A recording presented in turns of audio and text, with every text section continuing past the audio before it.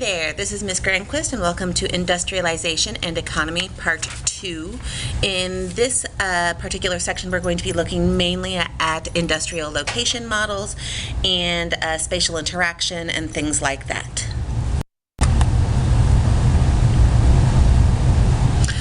Okay, so spatial interaction. Ullman developed his model of spatial interaction, and you may remember Ullman from way back in our urbanization unit. He was the author of one of the models we looked at, and I'll let you look up which one.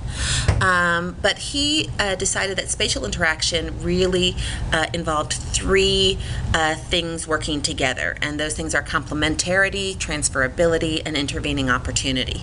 So the first one, complementarity, is simply the idea that this region over here has a need, and then this other region in another place has what can fill that need. So say it's food products. This region needs a particular food product. This region over here grows that food product. This region over here needs skilled workers. This region over on the other side has a university which turns out skilled workers. That's complementarity. Transferability then refers to the ease of moving that product or the people or whatever it is from the region that has it to the region that needs it. And then finally, intervening opportunity is the idea, of course, from way back in population, that you will choose a closer and more convenient option over a further and less convenient option. Cost may also play a part in this decision. And so if there are two different regions that both could fill the need of the first region, the region that is closer, cheaper, and more convenient will be the one that is chosen. And that's really all intervening opportunity is looking for. So then we get into models of industrial location, and here we're looking mainly at the costs of overcoming distance. So in other words, transportation costs and how that is going to affect the location of various economic activities. So we're going to start with Hotelling's law. So Hotelling's law basically looked at the tendency for competitors to imitate each other in a quality of goods, location, and other essential ways. Generally today, when you hear Hotelling's law, it's almost always talked about in terms of ice cream vendors on a beach. Hotelling himself didn't come up with that. It was another geographer after him who started using that as the example of Hotelling's law. So what we have here is we have a beach, and this beach is basically our isotropic plane. It is uniform. It has an even distribution of customers throughout. They are not clustered on one end of the beach and not on the other. They're evenly distributed. And we're going to have uniform products. So what we're going to look at then is various ice cream vendors on this beach and where they will locate themselves to have most advantage of getting the number of customers they want. So we start with looking at one ice cream vendor and assuming our even distribution of customers, really our ice cream vendor could locate anywhere. It's pretty likely, however, that they'll locate in the middle. So here is our single ice cream vendor. Located in the middle, everyone shops at their place, etc.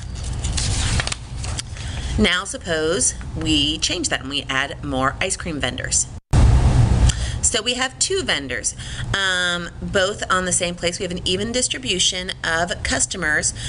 Right now, however, what we're going to see is that move of competitiveness. So basically, our first ice cream vendor, who will be represented by our blue star here versus our red star, is our second ice cream vendor. So first ice cream vendor will see an opportunity to steal customers from the second ice cream vendor and will therefore move so that more customers are likely to go to their shop over the other one. All right. The second ice cream vendor then is not going to stand for this, and they themselves will move to be right next to the first ice cream vendor so that both have divided the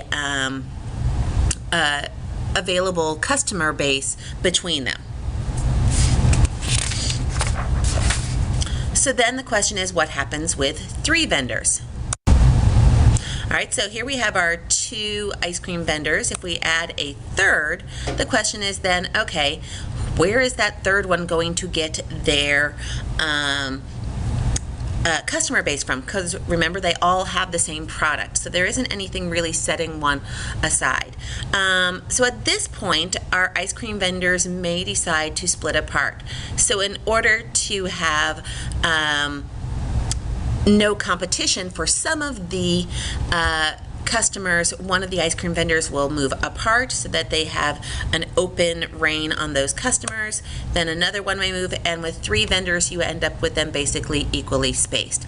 And so it's pretty much this idea of how the ice cream vendors move together, move apart, imitate one another's actions in order to secure the highest number of customers for their base.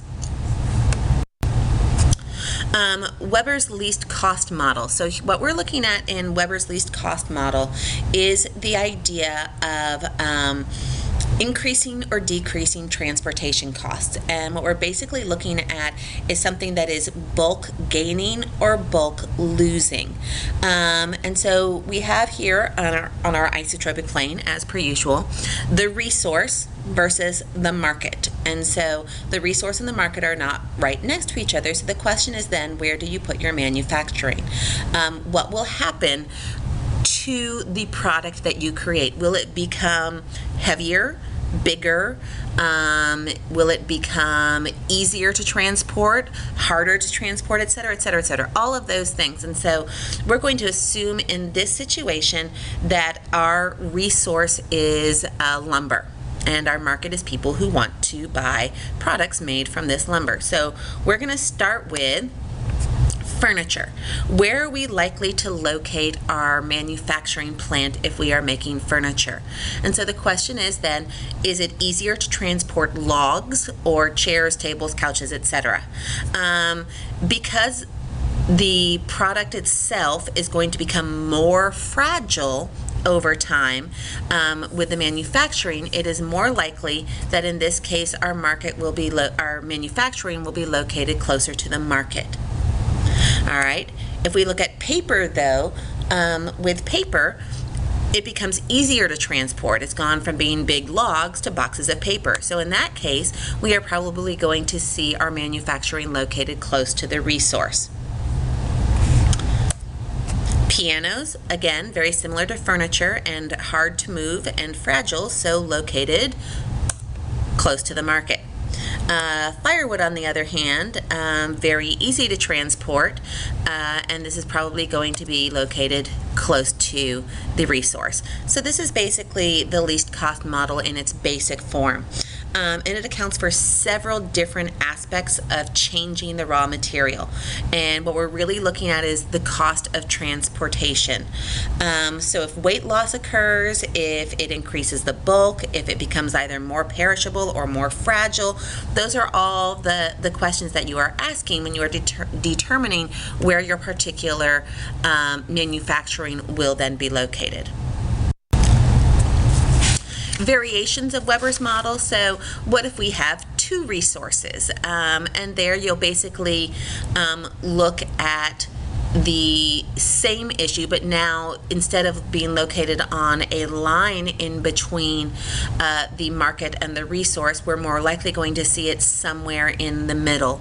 And so it may be in the middle closer to the market, it may be in the middle closer to the resources.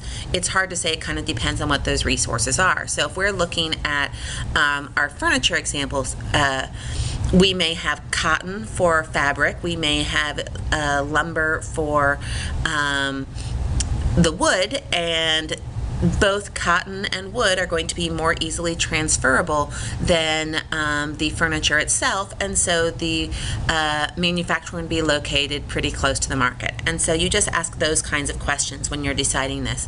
Or you can also add in a labor pool. So is it cheaper and easier for the labor to travel to the resource, or is it cheaper and easier to transport the resource to the labor pool? And so again, you're looking at the cost of transportation, the likelihood of that movement, so we're getting back to that transferability factor, and that is going to determine where the manufacturing will then be located. Okay, central place theory. Hopefully this is very, very familiar to you guys since it's something that we looked at way back in the urbanization unit. So just to refresh, we have basically a hierarchy of different services offered in different categories of cities, from our largest cities to our smallest towns.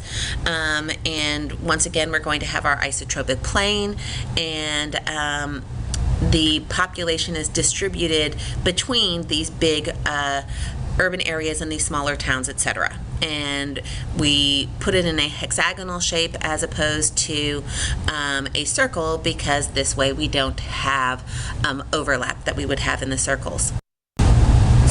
So you can see here then city L is our largest city and has more services than cities M or cities S. And so therefore it is a higher order of city. When we get into this, we're also looking at the concepts of range and threshold. So we are looking at the fact that people may be more willing to travel farther for particular goods than they are for others. So in this example, it doesn't look like people are traveling very far for pizza parlors, but they travel a little bit farther for music stores, and they are willing to travel much farther to go to a jewelry store. And so those are just higher orders of service then. If you are willing to travel farther for it, that indicates a higher order of service. So threshold and range specifically, again, hopefully this is a review for everybody. Threshold is the minimum distance you need to stay in business. So it's your minimum customer base, basically. If your threshold is greater than the distance that people are willing to travel to come to your store, you will not stay in business. You need your range, the distance people are willing to travel to come to your place, to be significantly higher than your threshold, the amount that you need to stay in business. If people are willing to travel a long way to go to your store, and this is our higher order services, maybe a baseball game, maybe Six Flags or something like that, people are willing to travel a great distance to go to those places, so you don't have one in every little town. But if their range is less than their threshold, they will not stay in business. Gravity model. Again, review. Gravity model is basically just, as we remember from population, looking at the likelihood of interaction between two different places. And it has to do with the population of each place and the distance between them. And so all that you're looking at is the possible quote-unquote gravity of a particular place. And a place with a larger population will have a greater gravity, therefore increased interactions, than a place with a lower gravity, a smaller population place. So what we're seeing here is we are going to see more interaction between New York and LA than we are between LA and El Paso. All right. The other two cities have much greater gravity. New York has a huge amount of gravity, and El Paso and LA not so much.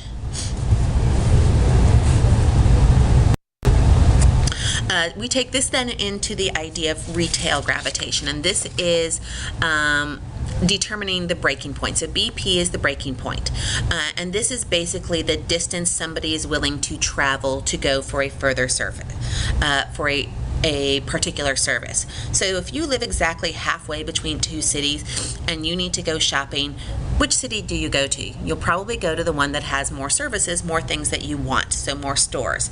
But if you don't live halfway between, say you live much closer to a smaller city than you do to a larger city, at what point will you not go to the larger city for whatever service it is and instead go to the smaller city?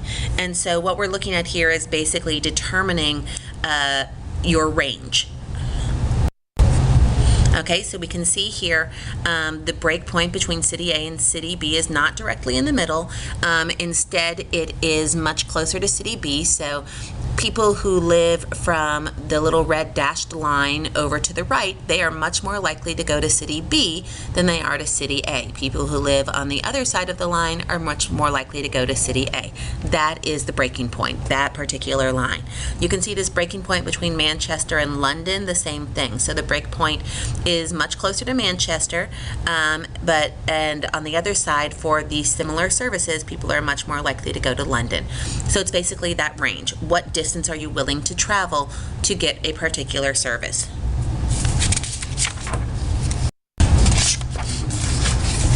This brings us into the concepts of agglomeration and deglomeration. So agglomeration is basically the concentration of particular industries together. And what goes on in agglomeration is you will have the creation of a particular activity in a zone. Maybe it is something like the oil industry. And then around that, you will see an agglomeration or clustering of more activities, either that are the same. More and more oil producers or oil companies will create their businesses there because they can take advantage of the same infrastructure that is already in place. Or then you may get some support services, restaurants for the workers, hotels for people coming in, warehousing for the products that are made, and things like that. So that's the kind of thing that creates agglomeration, and this tends to increase business and increase activity in that particular zone up to a certain point. When there is so much competition for land space in that area that the rents become too high to be affordable, you will start to see deglomeration. So New York City, for example, lots of businesses have located there, and they want to take advantage of the infrastructures that are already in place, the support industries that are already in place, and so on and so forth. However, there's so much concentration of industry there that land values are very, very high. And so in order to take advantage of cheaper land prices, some of the businesses from New York move out to other places. And so that is deglomeration. So increased costs of living there, or perhaps a technological change. We can look at the big push for people working at home that has happened in various industries. So when too many activities are joined together and it becomes too expensive to be there, you will start to see then deglomeration. And that brings this particular lecture to a close. All right, ask your teachers if you have any questions, and have a great evening. Bye-bye. Okay, so I totally lied. I thought I was on the last slide for that one, and apparently there was one more slide. So deindustrialization. Basically, this is a factor of deglomeration, and one of the things that we are seeing is manufacturing jobs are leaving areas where they feel the expenses are too great, either labor costs or land costs, or they don't want to deal with the regulations. Maybe they don't want to pay taxes. Maybe they don't want the EPA or somebody else looking at them and their practices. And so we start to see that manufacturing jobs are moving out of the core areas of the world and moving into peripheral areas of the world. And this is basically deglomeration on a global scale. So regions that have very high labor costs are less likely to get new manufacturing jobs. Of course, then this brings up with a number of our companies the concerns over sweatshop labor and things like that in other areas of the world. A lot of times you will see other areas of the world propose very attractive packages to manufacturing companies, saying, hey, if you come here, you don't have to pay so many taxes, you get your land cheaper, and so on and so on. So they very much market themselves as a good place for manufacturing. And lots of multinational companies have taken them up on it, to the point that some of our companies that we think of as being part of a particular country really no longer are solely within that country. And this is where we get into the idea of the multinational and transnational companies, that they do business in a global sense in terms of where their manufacturing is located, where their market is located, and so on. And therefore, they can easily pick up their jobs and move. We also can get into what we call here footloose industries. And a footloose industry is one that has very little imprint on the land and is not dependent on a particular resource. For example, a call center would be a good example of a footloose industry. You can pick up a call center and put it anywhere. And so our companies do tend to put these call centers in cheaper places, either in rural America or in peripheral countries or semi-peripheral countries, in order to take advantage of cheaper land costs, cheaper taxes, and lower labor costs. Now I'm really done. All right, have a good one, and we will talk to you later.